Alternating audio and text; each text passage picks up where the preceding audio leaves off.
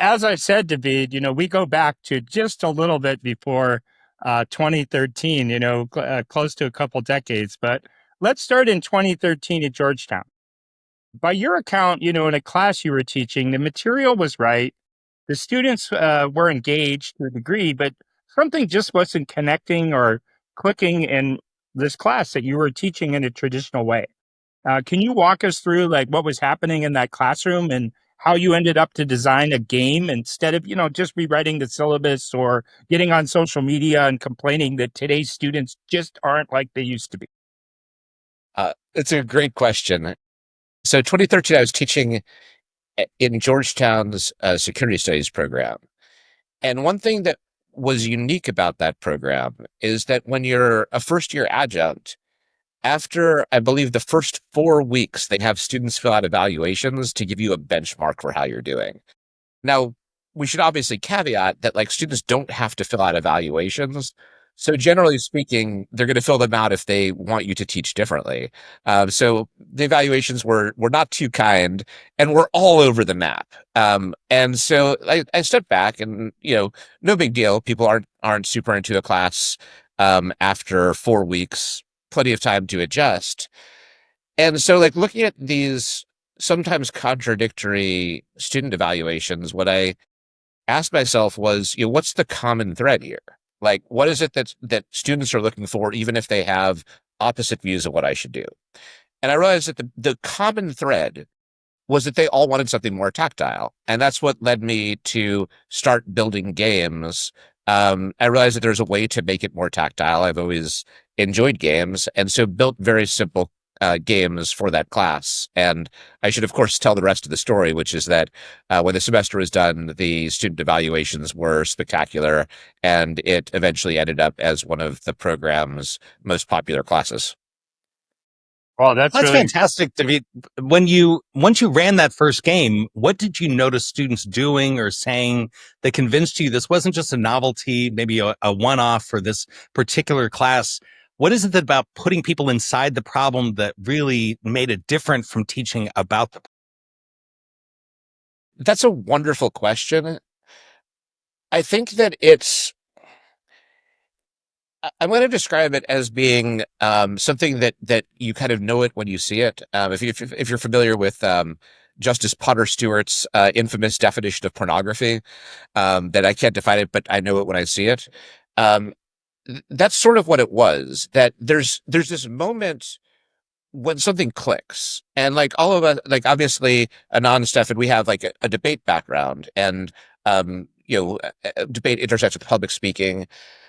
I feel that like when you give a good public speech or a good presentation, you know when it's good. And it's usually that there's a click moment where you realize that things are clicking with the audience. That's what happened with the first game that I ran. I believe that the first game that I ran, in fact, I'm confident of this, it was a post 9/11 game. The class I was teaching was violent non-state actors in world politics. And so I did an alternative history of 9/11 where all of the students were major actors in the events after the September 11th attacks. And there was an energy to the class and a level of engagement that I'd never gotten. It was exactly what I was looking for. It satisfied what students were looking for. And I realized that not only for students, but for me as a professor, I enjoyed it so much more. And so that's what I did during the semester. I think I created a total of 5 to 6 simple games and just explored each week's topic through the medium of a game. And it was a different experience where things clicked. And obviously, the key thing you're looking for is, is this just fun or are people learning? And what I found is that there was a good engagement with the subject, that people weren't doing random things. What they were doing involved having some knowledge. It showed me that they had done the reading and they were processing it and trying to make moves or otherwise manipulate the game world in ways that comported with the reading. And that's what showed me it got that level of engagement that the students wanted and that I wanted as a professor. now, for years, designing a single simulation or game would probably take months. I mean, I realize you're designing this, for one class, like as you went, but you'd have to write it all, you'd have to kind of create the materials. You'd have to, think through all the logic, and most educators, they just don't have that time, right? So we're often criticizing teachers and professors like, oh, well, make your classes engaging, like have student games, but they don't have time to kind of reprocess all the curriculum through that. And of course, they don't have much experience, if any experience with it themselves as students. So what kind of finally pushed you from, let's build one of these one at a time, kind of just for me, for a class that I might be teaching, to we need a platform that everyone can use and makes it easier for people to adopt it as part of their. It's a wonderful question. For the longest time, the problem had been clear. I mean, you outlined it very well in terms of the amount of time that it takes. And then there's a second aspect of the problem, which is game design expertise. Most people just don't have the background to design games well. That's a hard thing to do. So prior to founding ExpertTheory, I had another company that I founded and ran for about a decade called Valens Global. Initially, my games were run through Valens Global before splitting the practice group out and taking it into ExpertTheory before I left Valens Global. And it's global, I should say, has great leadership today, and I'm really proud of the work that it continues to do.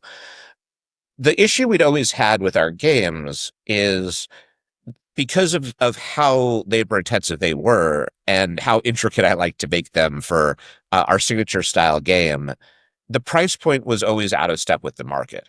Like we weren't able to consistently run games and have them be profitable or something that would suggest that it was a viable line of business. So as the large language model revolution, it was really, I remember when, I think all of us who work on AI and large language models remember when ChatGPT was unveiled and suddenly could do things that no large language model could do before. And I like my first night with it, I stayed up all night, like trying to understand what the LLM could do.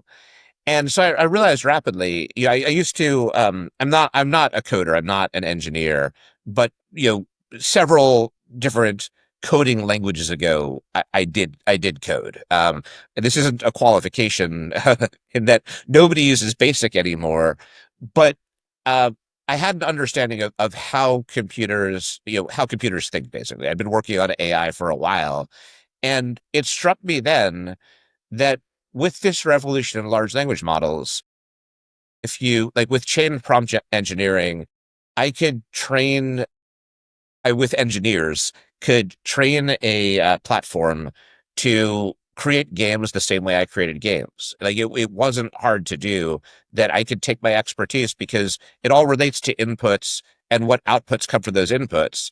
And so once I understood how my process of game design could be transferred into a large language model, I understood what we needed to do to create the Providence platform, which we use now for our games. Now, Jesse, I want to bring you in to talk a little bit about your role in terms of lead product for both ExpertTheory and Providence. For a listener who's never watched a simulation unfold, how do you describe what Providence actually is? What does it do that a lecture, case study, or a role play simply can't?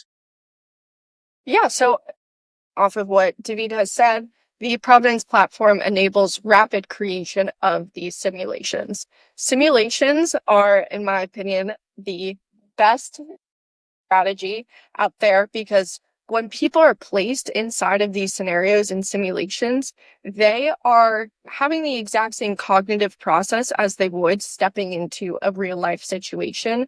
And of course, studies consistently show that active learning increases memory retention as well as engagement, of course, for in the classroom as well as outside of it.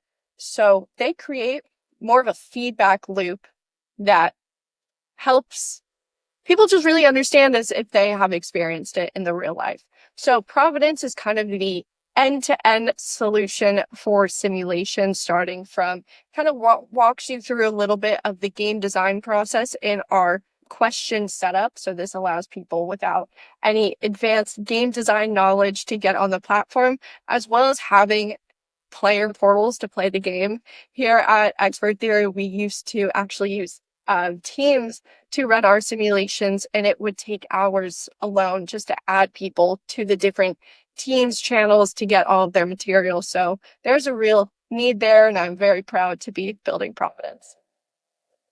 No, I should thank you, of course, for the platform and for David, for inviting me. As you know, about a month ago, I played the game that you guys created after Maduro.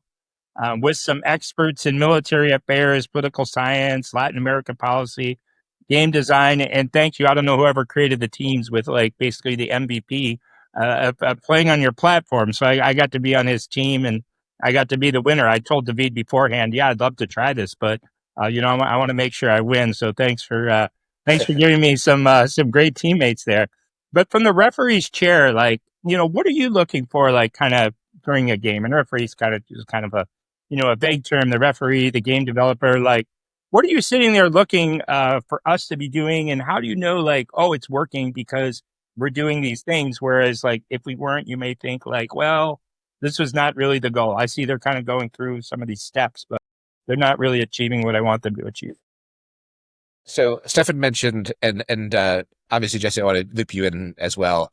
But Stefan mentioned the MVP of Providence game nights. So I need to give a shout out to Joey Brennan because he's an undergraduate just about to graduate, and has won both of the Providence game nights that he participated in, competing against professionals. So shout out to Joey. Um, in terms of how it's working, first of all, there's many different kinds of games that we run. So Stefan participated in a Providence game night.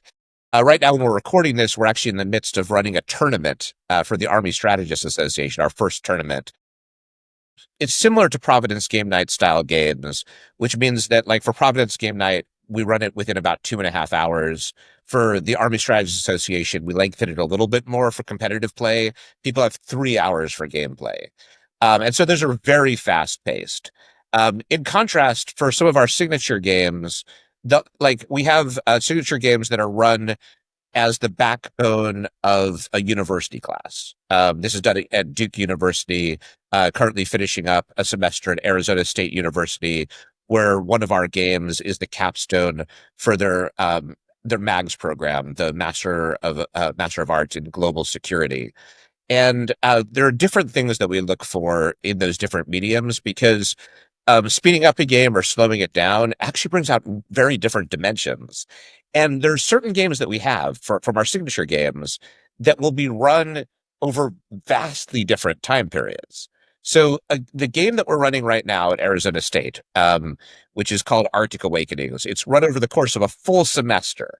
Sometimes we'll run that same game over the course of 4 hours for a different audience, which brings out an entirely different dimension to the game.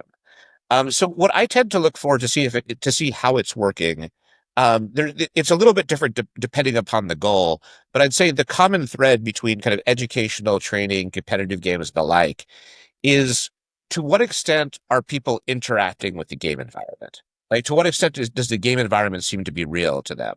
And so when you played after Maduro, it was a really interesting session where a lot was going on in terms of the ELN, which is a it's described different ways. Sometimes it's described as a narco-terrorist group, insurgent group, armed political group, whatever you want to call it. But it was using the rural areas in an interesting way. The U.S. military was building up and ultimately launched a major tactical operation.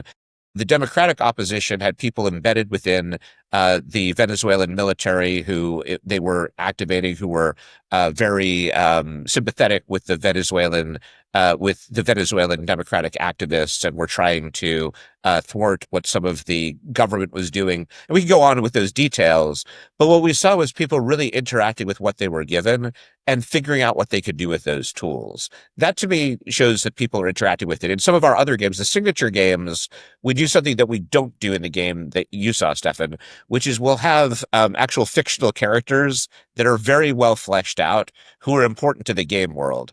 And one of the things that I always enjoy is when people really try to interact with those fictional characters in deep ways, and often get actually very advantageous positions based on figuring out how they can take some of the key figures in the game world and either manipulate them or draw them in for their own purposes. How about you, Jesse? What do you think is an indication that that the game is resonating and doing what it should? Yeah, I mean, I think that you covered that really well, but I just wanted to speak a little bit to my time. We have over here we do Providence Plus, which is basically when I work with a professor, build a game for them, and then we run it together. And this is the fully AI generated games. What I see from my conversations with professors, as well as whenever I do get the chance to talk to the students, is they are consistently remembering and bringing up things that they've learned in class, either through their reading, through lecture.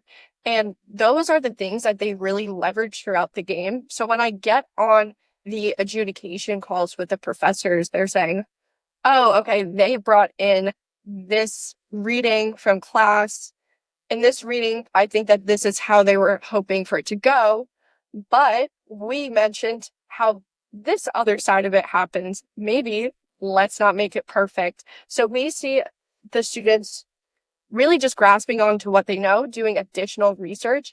And sure, we do sometimes get some teams that are clearly more having a little bit of fun, maybe not focusing on the core objective of the game, but they're still immersed in that environment. And I'm confident that they are still learning things, even if they are going and trying to talk to another NPC country while there are terrorist groups running around. Well, I mean, look, I mean, that's part of, the fun of any game, but I really like to pick up on what you started with, right? Like in education, people see like there's this tension. Well, I got to cover like the curriculum, right? Or I could kind of do this like more like process oriented learning, whether it's games or debates or, some type of project based learning. But what a lot of the research shows, and I kind of remember reading a study, maybe from 2025, about something you did that it really kind of, shows, and it's consistent with all the literature, that when students engage the material, they're actually more likely to remember. When there's some outcome other than just kind of write a paper or take a test, like you mentioned, some of the students go and they do additional reading, like they get excited, right? They want to build context, right? Like in any given classroom, there's going to be a flow of, a little bit of flow of interest among the students. My guess is that people just leave with like a richer understanding. Like even that game I played, I've read about this stuff, like even for recent debate topics, like kind of what was going on in Venezuela. But that just kind of really with the different groups and thinking about China and how things get played off of one another. Like, hey, I still remember that. Like I still remember that information from a month ago, even I engaged it, but also it just really adds to the complexity. Like on our group, we were just like straight, like lying to China, like the whole time. Right. And you don't get that dynamic, like like in a paper, you're not like a kind of articulate all those different ways that it would play out. Of course, you don't know how everything's playing out because the paper's a one-off, and and either in some types of other classroom activities. So I think that's one thing that that's really important to me. It's not beyond the games. I just want students to like be engaged and Yeah, to remember what they're learning.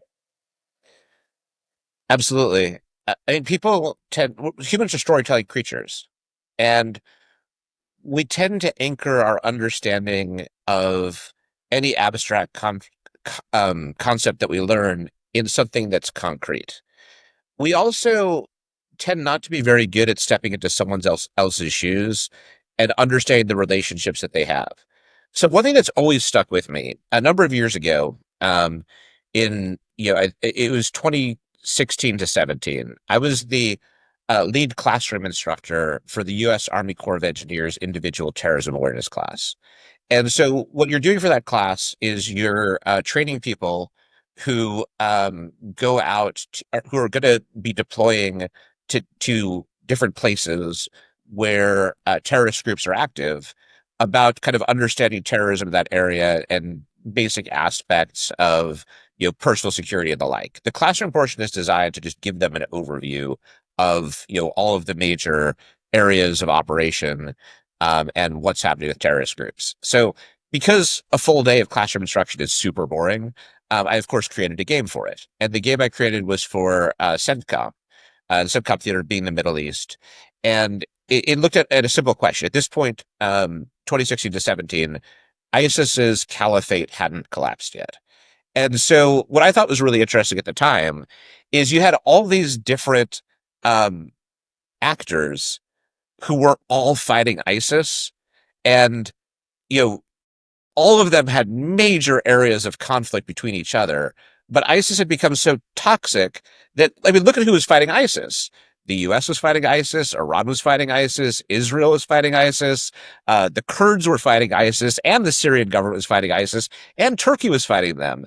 And like as we go on, and also, of course, let's add, Al Qaeda was also fighting them. Right? These were all of the actors who were fighting ISIS. And the game asked this very simple question, which is when the caliphate collapses, like what happens to the relationship among all these other actors? So interesting game. I loved it. One time I was leading that game, and there was a group there. They were special forces, and they had just gotten back from northern Syria. They were embedded with the Kurds.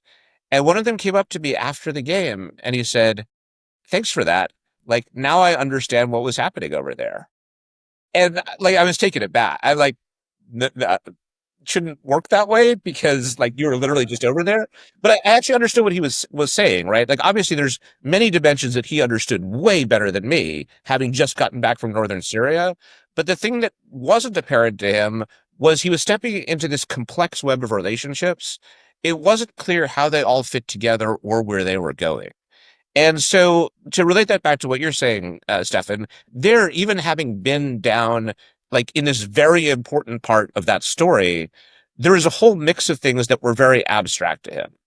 The game, by putting him in role as one of them, made it concrete. And so that to me is why games are able to help people learn better, because suddenly you're in those relationships, which means that you start to understand them at a rough level in the same way that that actor would. And obviously, it's not a perfect translation, but at the very least, you start to understand why different actors either work well together or don't, how they'll view different developments. And you start to be able to see the world from someone else's eyes, which is such an important thing to be able to do. And obviously, aspects of knowledge and the like will flow to that and attach to that as well. Unfortunately, I haven't had a chance to participate in one of the game nights yet. I'm looking forward to it. I just want to note, make sure it looks like I was randomly assigned to Joey's team. I just want to make sure I'm on the MVP's team if at all possible, so I can get the most out of it. It just sounds amazing the way that you're able to get that level of engagement. And so I want to start with Jesse on this one to think about what does it take to make that simulation really feel alive? When you get to the point where the team's decisions start rippling through the interactions, through the whole system, and other parts or other teams react, other players react, consequences start compounding. Where do most attempts at this interactive learning fall short of that? What is it that you're able to do? I guess what's the secret sauce in terms of allowing for that level of engagement through the simulation? Well, I think what you just mentioned is honestly the secret sauce of really having every action that comes into the world be brought in throughout the game and then also getting those wider consequences. There have been a lot of games that take a long time to adjudicate, but don't get that really high fidelity. We can make pretty much an entire news feed based off of what each team was doing in the last round. Especially in education context, that is really what makes people feel alive. So our simulation type is more document based. So we have a full complete media environment that we try to replicate the real world as much as possible. This is mostly newsfeed, so that is articles that you can see on the Washington Post, CNN, everything like that, as well as some social media tweets. We really like to lean into the public citizen feel in our games, as well as interviews.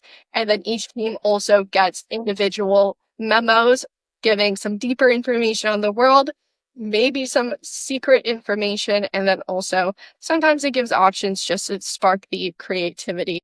But it's really important just even having those materials set up the way that it is, that is a way to make it feel truly living. You get a variety of different voices, a variety of different plot lines in the game. But I would definitely say really bringing in everybody's actions, making them feel the agency in their own decisions, and then watching how things, consequences, and benefits from those actions grow. I have a few kind of related follow-up questions. I know, David, your background is in security studies. I think your PhD is in international relations or something similar. Is that correct? Right. And, you were teaching, a security related class at Georgetown in the Army. It's easy to think through how these games kind of play out, right? Like the idea of gaming, war gaming, strategy gaming, right? Like how all this plays out in the security sense. But I kind of have two related questions. Like one, could you give an example of, another type of game, like kind of like an economic simulation or even something kind of related to a local problem? Because I think, gaming like can apply to anywhere. And two, I wondered, if you ever just throw like something out there that's just happening now. Like, I don't know if you've seen, like, there's all this phenomena occurring, in the Iran war where like there's this company like Explosive Communications or something. They're generating these Lego videos that are all over TikTok that are showing like, they're really a very positive portrayal on the U.S. and especially Trump, right? But that's just kind of the situation. It's like a whole new thing, right? A whole new thing to think about. Like, how do you react to that, right? Because you're thinking, okay, security. You're kind of using some of your security, what you're learning in your security class, economics, same kind of class, same kind of concept. But we're on this whole new era, right? Like where anybody's kind of just reaction to that it's kind of a little bit, we don't know. We know there's not probably a lot of past practice, right, to respond to like a Lego character of Donald Trump, like, in a boat, right? So I wonder how like gaming kind of, there's probably some process though with the gaming that could help. Yeah, I mean, there's two questions, as you said, that are bound up in that, and I'll try to hit both of them. I'll first start with the point that you're making, which is that the world, um, traditional ways that we've understood aspects of the world are breaking down more and more. And that's actually one of the key aspects of the way that we run games. They try to get at what's unpredictable. I'm going to pause that answer because we're going to circle back to that by first answering the other question. Because the one that I'm going to get back to security studies, but first I want to start with non-security, just because the unpredictability of the world is true in how war is made, but it's true in so many other areas as well. So last week, I had the privilege of running a game, not at all related to security, for the 2026 Leadership Conference of the Virginia Lottery. Stefan, of course, the Virginia Lottery's executive director, who was on the Wake Forest debate team when I was, Khalid Jones. And so we went out there and we ran a game for them, which was serving as both kind of an icebreaker exercise, but also we wanted it to be very topically related to what lotteries are thinking about throughout the country as well. And this is based just as much as, Lego portrayals of Donald Trump on changes in technology and how we communicate and what markets become available as a result of technological change. For years, state lotteries had a monopoly on gambling within a state. Now, as we all know, there's betting online, there's esports gambling. The gambling market is changing, and lotteries have to adapt to that. So we built a game called Monopoly No More, but we didn't want it to be too on the nose. It couldn't be about a monopoly. We created a fictional state, the state of Mid Carolina. And in this state, suddenly the spirits retail market had been deregulated. I live in North Carolina. And in North Carolina, the spirits retail market is owned by a monopoly, the ABC stores, with this complex structure and relationship to government. But like, if you want to buy hard liquor, you by the bottle, you are going to an ABC store. And if the monopoly went away and suddenly spirit retail could occur in many other places, suddenly ABC, similar to the lottery, would be scrambling to say, what is my place now? That was the game that we ran. And in the game, it was a game of negotiation, figuring out your business plan, and it culminated in a Shark Tank style set of pitches where, with three judges, one of them being Khalid, and in the end, they picked who won based on the the deals that they struck and the pitch that all the companies had at the end. Wonderful game to run, nothing to do with security. But that loops back to the original question, right? So we all agree that change and technology and the unpredictable is affecting every sphere, from war to state lotteries, to potentially ABC stores in the future. How do we adapt to that? Traditionally, wargaming had a model which assumes the old static world of maneuver warfare that we have been in for a long time. If you look at kind of the sorts of war games that we don't do, but everyone else does, it'll look, if you've never been to an actual war game, it'll look a lot like you're playing Risk, right? There'll be these maps and these counters on the map that people move around lovingly. And literally Dungeons and Dragons dice will be thrown to determine outcomes after subject matter experts determine probability. And these games are like, there's a lot that goes into them. I've participated in these games at an unclassified level and also at a classified level, and there's a lot that goes into them. They're very lovingly done. What they don't do well, or what I have not seen them do well traditionally, is what our focus is, which is all those other unpredictable things other than the maneuver warfare you're seeing on the board. So our games are designed to capture really unusual things, and they're not predicting that they're going to happen, but they're making us think about them. So, for example, our creative director, Eleanor Ross, no relation, she created this wonderful game, which we've run multiple times, Arctic Awakenings. And one aspect of it, where we're looking at the changing nature of soft power, is a North Korean K-pop band emerges, which ends up being at the forefront of North Korea's cultural diplomacy. There's a lot of like dilemmas that exist around this, including ultimately perhaps a dilemma for North Korea, right? If this band, Eternal Flame, becomes too popular, then suddenly it potentially poses a threat to the North Korean regime. So there's like these interesting edges to it, which tells us a lot about soft power. But to me, that's exactly what a game needs. You need to be able to put in the unpredictable, make it real, make it interesting.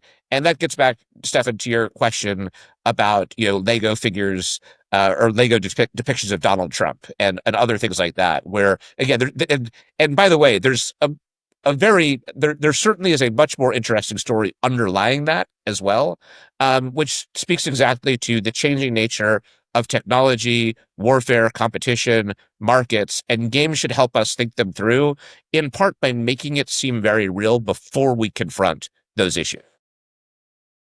That unpredictability, it seems like a really important payoff, because it can throw people off a little bit. It's not the old tried and true measure, and it takes me back to an early part of the conversation. I think it was Jesse mentioning groups, sometimes a team that's playing that just is kind of having fun. They're not really following the goal or doing what they've been prescribed to do, but they're doing something that's kind of off the mark. It sounds like that is a really valuable part of the conversation or a part of the interaction, because if they're able to do something that's unpredictable, that's very different than what would be expected, then you can start to explore other interactions, other outcomes. I mean, it just kind of reminds me a lot of running, thousands of computer simulations and looking at all the different possible combinations to see what happens. How much of that do you anticipate? How can you start to prod that? I mean, have you ever had a situation where you tell a team, hey, secretly you're expected to kind of go off the rails, and we want you to push this in a very different direction? How do you incorporate that into the design of the gameplay?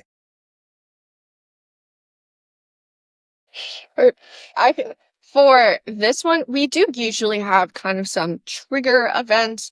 And if a team is losing focus like that, we have some careful ways of nudging them in the memos to refocus, especially during our live games. We have specific decision points that they have to focus on. So we know at least some of their actions are going to be on point, and the rest of it, that's their own strategy. So we definitely can do a little bit of finagling there, but the majority of the time people are seeing what's important in the newsfeed, seeing what's important in the memo, and they're kind of auxiliary to that if they are what we're calling off base. So never And that. Yeah, I think also one of the things that Don is getting at as well, because in addition to the nudges, I, I think another part of the question is does sometimes this add value to a game? And the answer is yes, it does. Sometimes those unpredictable things can be used for competitive advantage, and sometimes that's the point of the game. So I'll give two quick examples. One area where I saw a competitive advantage gained from unpredictable movement, we were at a think tank running a game for their national security fellows. And these two guys on the Russia team, so it was a think tank event. There was alcohol there. These two guys on the Russia team got, they got this bottle of vodka and they went around and like socialized with all the other teams. And like they'd go into the rooms, they'd talk to them, and it was devastatingly effective. The reason being, it was a time pressured game. It was a 2.5 hour game. And if you look at kind of the relationship between time and moves, them going into rooms, allowed them to actually spy on other teams, which is effective. One of them left his cell phone on in another team's room, and his team, the Russia team, was spying on that team the entire time by listening in through the cell phone. But secondly, they just slowed other teams down because they had to deal with these two drunk guys going around. That was an unpredictable thing, which was devastatingly effective. A second thing, also in one of our games, the game is scripted this way. Sometimes different teams are actually effectively playing different games. So there's one geopolitical game that we run where one of the teams is Google. We sometimes use commercial entities as being players in addition to states. And the Google team is like literally playing a business game, while all the other teams are playing a geopolitical game. The Google teams, obviously, they're not as powerful as any of the other actors, but they do sometimes win the game. And to do so, they often have to go off the rails. And I'll kick to you, Jesse. But like they'll sometimes go. Oh, you're saying you were part of the Google team that time? Is that right? We won. Yes. Yeah. No, absolutely. And part of like, and I remember because I was serving as a role player during parts of that game. Sometimes I was serving as like an agent for Ellsworth Wickman, who's one of the characters in that game, like negotiating his new YouTube show. And like, your team won, Jesse. This is before Jesse was working for us, right? This is, you can say it was her trial run, and we decided to hire Jesse because she was good at the game. Just like incidentally, we did decide to hire Joey Brennan. So I'm not sure if he'll be available anon to be on your team because he's now part of us. But for that game, they had this really great business strategy which geared them for growth across in this multi-platform way. So sometimes when it seems like a team is taking a diversion, sometimes the diversion is actually the point of the game. I just remember the last time I played Risk with my kids, and my goal wasn't to win the game. It was to make sure my oldest son was taken out of the game. And what was really interesting then for the younger siblings to figure out, hey, how can we maneuver around what dad's doing in terms of this chaotic strategy to ultimately win the game? And so it was really interesting. It created a very different dynamic than you would have had if everybody's playing with the same goal. Yeah, definitely. This kind of conversation we just had, this podcast could go on for hours. It's so interesting. A couple of things I think came up. One is that, you hired like two of the people who demonstrated their abilities like within a game, and probably not just because they could play the game, but because you're like, wow, these people are smart. They understand, like they get like dynamic situations. I don't want to speculate on everything, right? But it wasn't just like, oh, I just asked for like 100 resumes and then I did an interview and I hired someone. Portfolios kind of work, which this is to a degree is it's becoming kind of more important. The second thing is I'm thinking about all the complexity of the thinking, right? There's all this, everyone's kind of having a meltdown. All the professors on social media, they're melting down. They're saying kids aren't going to think anymore. We're going to end up like Wall-E. Kids are just like writing all their papers with AI. My son, who's a college student, sent me a TikTok that showed a ChatGPT embodied as a robot, like at the graduation party, because they said we invited ChatGPT because he's been there with us the whole time. And, it says like we really feel like ChatGPT is part of the class, but to kind of say if more teachers, academics, professors like were using games, like to me, like this problem would like go away, and there'd actually be more thinking even than there was before when people were just writing the papers. But then to lead into a question, we've been talking a lot about, okay, college classes, graduate school courses, army professionals, think tanks. But I know you did a project at a high school. I'm sorry, but I forget the name of it. But I wondered because I think high schools at a minimum, even middle schools, could be adopting this in different ways. And I'm wondering if you could tell us about the game you played there and the experience of the students. Yeah.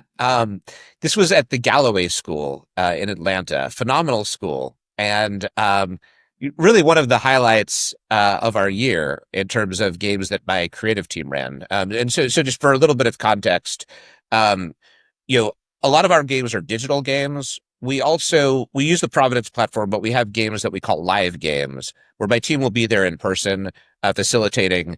And there's more of a rabbit hole that we could go down there. The futurist John Naisbitt said back in the 1980s that the more we live in a high-tech society, the more people crave high touch, like that is human touch. And so we see our games as actually designed to promote to promote high touch via high-tech means, as kind of a little bit of a rabbit hole. Here, my team was at the Galloway School. All of the students there, except for 2 students, were part of the Model UN team, so all of them had interest in international affairs. The game we ran there was Arctic Awakenings. I mentioned that before, and I mentioned the North Korean K-pop band, but there's much more going on in that game. It's about Arctic climate change, which is, for Canada, like regarded by most in the government as their top national security issue. Because if you're Canada, for the longest time, you've had basically 2 parts of a border that you need to defend, that need to be defensible. One has been for the longest time defended by Arctic ice that's been impassable, so you're not super concerned. And to the south, you have the United States, which once in a while goes crazy and tries to attack them or threatens to do so, but usually is a relatively stable neighbor and hopefully will be again at some point in the future. But then if you look to the north, as the Arctic starts to become navigable year-round, it's not there yet, but like climate change is getting it there, suddenly you have a completely different chessboard. Suddenly they're in a very rough neighborhood that everyone wants access to, especially Russia. And so that's what this game is about. In terms of the experience the high school students had, it was really interesting to compare the game. So we'd run this game this game was designed in part for the Canadian Department of National Defense. So we had military professionals run it in Canada. We have run it as a course at Duke University, as a course at Arizona State University. And so it's been run from like national security professionals to universities and then to a high school. It was really interesting to see how students engaged. My team said that this was definitely not the worst played game that they had seen across these various levels. We were impressed by the quality of play. The students, and Galloway produced this wonderful video where one of the students is on camera saying that this was the best day she had had at Galloway.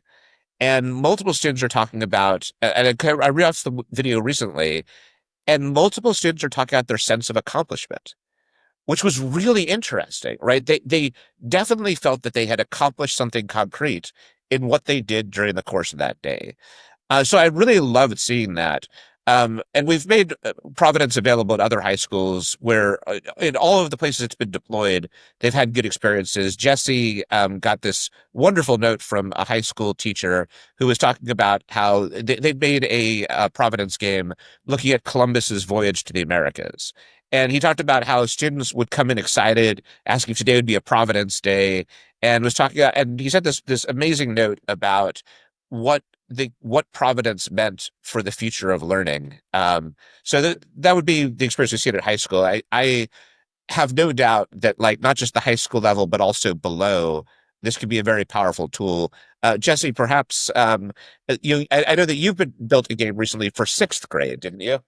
Yes. Yes, I did. We had to shift the timeline on that a little bit, but this was a very gifted 6th grade class looking at Iraqi medicine in the Middle Ages. So I created a simulation for them with kind of an unknown outbreak, and then multiple different, it was 5 different blocks inside of Iraq, one being, the security services, the city council equivalent, the actual physicians and doctors, and each of them kind of had a puzzle piece to solve of the wider outbreak. So I think for middle and high school, I actually had a teacher who would reiterate everybody needs 6 touches on each subject matter. It's after 6 touches, that's when you start to remember it. And if you're playing simulations multiple rounds, if you're reading different documents, you're getting all of the terminology in there, that is going to exceed those 6 touches much faster than just questions, answers, lectures. So we haven't gotten to play that one yet, but I will update you when we do. I'm sure it will be fantastic. Yeah, I mean, in my work, I was doing high school debate coaching, college debate coaching. That's most of what I've done. But, I've done some, working with some younger middle school students too. And I find, a lot of them, they can engage these issues. They're having debates on the same topics, that the high school kids do. And I think you get a little variation across different kids depending on, how quickly they mature. But yeah, they're definitely ready to go. I have a student now. He, the high school debate topic is like, the Arctic, right? Increased like development in the Arctic. So he wrote his own app in 7th grade to put hypersonic missiles in the Arctic. I guess he wants to make sure they get there even faster than they might otherwise be deployed. But I mean, he wrote this whole thing himself. Like he wrote his 2 AC blocks. Like it's really kind of incredible. Like he could easily engage this. So hypersonic missiles is actually like one of the key plot points in Arctic Awakenings. Well, he has middle school TOC in 2 weeks, but after that, he'll be ready to play. You got to put him in one of these games. That'd be awesome. Yeah. We'll see if he can beat Joey Brennan or not. Yeah. Good. Let's set that up. I want to ask a little bit about, look, there's a great case to be made that these are incredibly successful. But I think somebody that maybe looks at it more critically would say, maybe we're cherry picking a little bit, right? It's only for, this really talented set of students. It's only for these professionals. I want to ask about where's the limit? How far can we push this? And I'm thinking about this along 2 lines. The first is that I was listening to a podcast the other day, and I think it was Moonshots, and later they were talking about their teenage kids playing video games all the time and loving games and getting so immersed in the world building that occurs that they remember all the minutia about that world. And one of them just said, why don't we just teach all of the content through games? And could we do that? So I'm kind of curious if how far could we take that to just immerse all of education? And I also am reminded of another friend of ours, Tim O'Donnell, who I remember years ago talked about trying to start a high school that would just be debate. All you did is you debated, and you would learn all the subjects because you cover so much in debate. And the criticism, of course, is no, you still have to have the foundation. You still have to have traditional classes. Could we take it that far? What if we just really put gaming, and this is more than just gamifying by, hey, earn badges and get some stars. This is a totally different dynamic than that. How far could we go with it? So it's a great question. I think that there are certain kinds of classes that you can't replace with games. So I don't think I don't think there's value to replacing most math classes with games. There's some where you can, right? Like, so there's certain classes where I think you could perhaps replace it with a game, but that would also require a certain kind of mind. So like, one kind of math I'm very good at is probability and statistics, in part because I love baseball. And so I could engage in a very deep game about baseball as a way of studying probability and statistics. Probably not for most people, though. I wouldn't recommend it because that wouldn't appeal to the whole class. But like for math, I don't think that games could replace. For most hard sciences, I don't think games could really replace, in my opinion. Others' views may differ a little bit. And then there's certain kind of classes where the methodology is important, where at the very least you need a hybridized form. The games would also all have to be high quality. So one of the things we should say, like, let's be clear about this. Most people who've seen games in education have had a terrible experience with them, right? And so part of the reason why this company is so important to me is I'm confident coming in that when it comes to educational games, like we can bring in something that at the very least 10x's and in my own view, 100x's anything they could have imagined a game could be. We want to change kind of the culture and relationship that people have with games. And just as you said, it can't be through gamification, because what gamification is it's something that's not really that fun, that's trying to be fun, and it might not even be that educational. There's a better way to do it. So for our classes at Arizona State and Duke, we used to run games as a standalone class. We no longer do. Like, we actually have the game as half of the class, and the other half is just normal classroom, but on the same topic.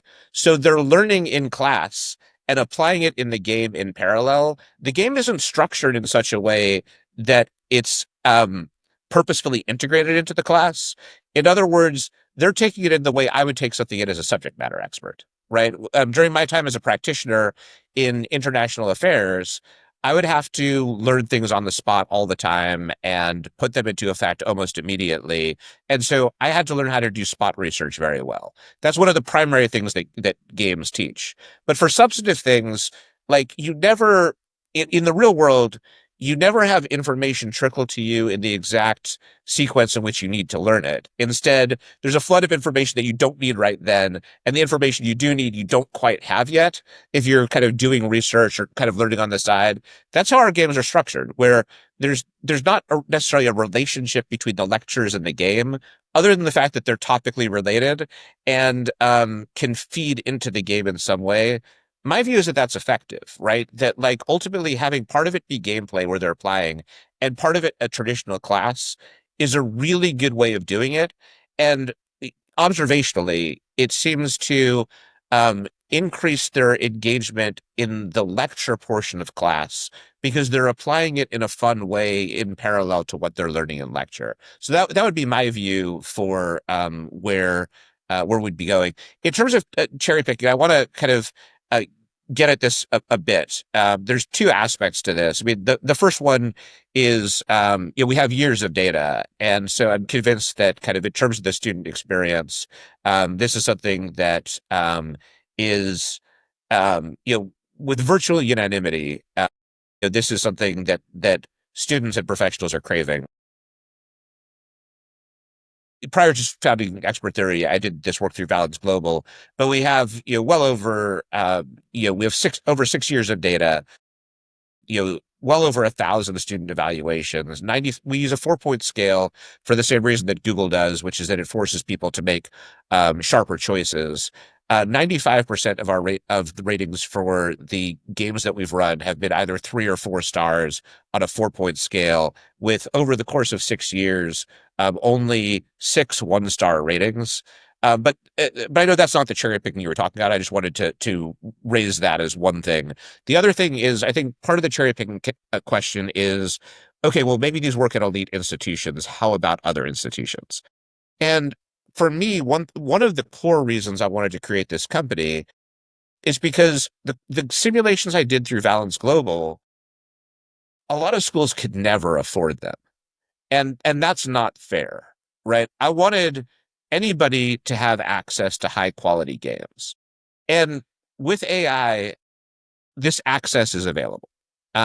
We, at this point in time, and there's some places, especially at the high school level, there's some places that we give out free licenses to just make it available to learners.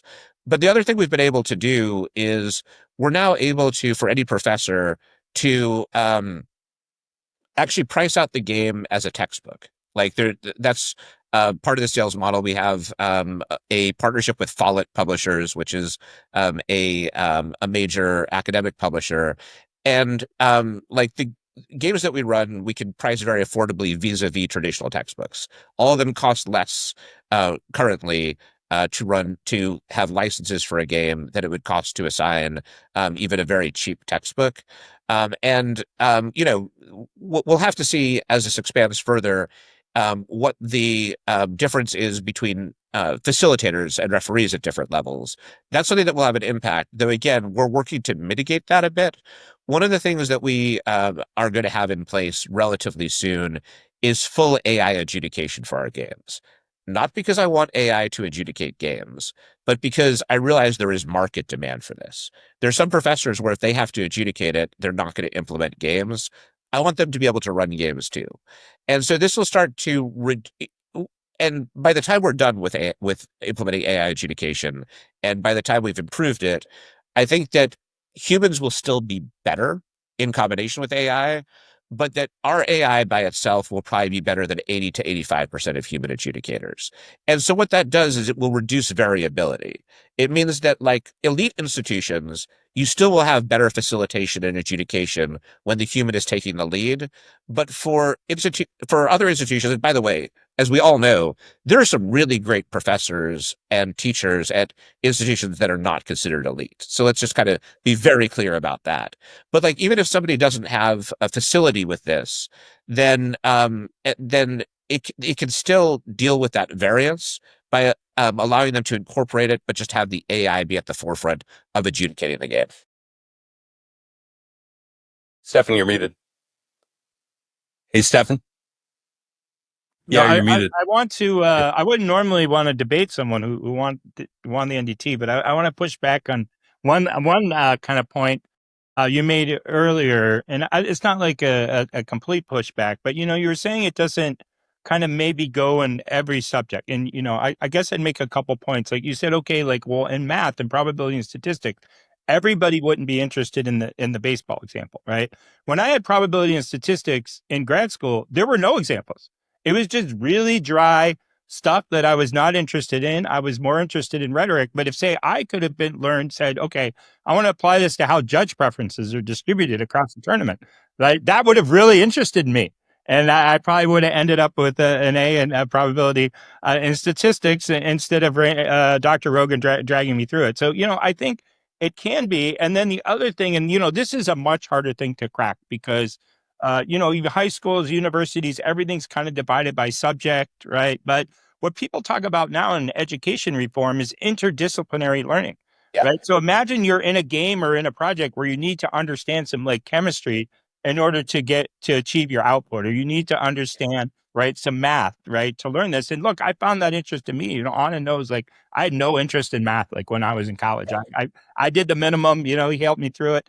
But now I'm like, wish I had learned more because I'm really interested in AI, right? So that's kind of increased my interest, and I pay a little attention and I try to learn some stuff. Though I'm never going to get to the point where I probably, learn what I need. But my point is, and this is a longer term thing.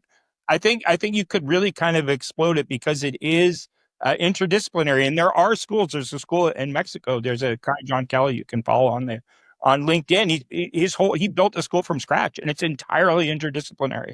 There are no subject specific classes, and I think they also call this like phenomenological learning. So in institutions like that, I think there is some potential to push it maybe farther than you see, maybe not all the way, right? I don't want to take you on completely, but I think in some ways you could push this farther. No, I agree with what you're saying strongly. And to be super clear, I'm never going to argue too strongly with someone who's like, "Oh, I see an application of a game here." I'm trying to, like, as someone where my company's based around games, I'm trying to be a little bit modest with the application and not overclaim what it can do. But I agree with what you're saying strongly. And like, our games are all designed to be interdisciplinary, right? This is why, as I said before, in some of our games, like, people are playing different games, right? Like, all of them, like the way our games are designed, all aspects of a game should hold up to expert level scrutiny. And so when someone's playing a business game, it has to be a business game that functions the way a business would function. And like, business games coexist in our worlds with geopolitical games. They're part of the same plot line, but really their goals and the way they function are different.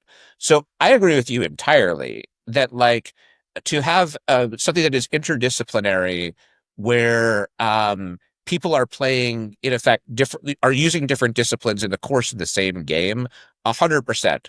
Number two, in part, like we keep talking about the Joey Granite example, and I'm sure he's going to watch this podcast at some point because one of us will inevitably tag him on LinkedIn.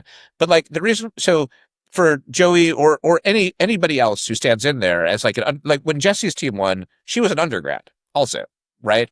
And part of what I want our games to be able to do, and evidence suggests that they do this, is I want the person who has different experience than others to be able to contribute. So for Jessie, and I'll let her speak to this, but like she was on, I think that she almost certainly was able to contribute a lot to her team, in part because even though like she was an undergrad, as being one of the younger team members, she was Gen Z, understood what's happening with social media, and was able to contribute a lot to their engagement as Google in this game was trying to move away from being a search company and really diversify and make more of a push into social media than it has, and look at different kinds of media.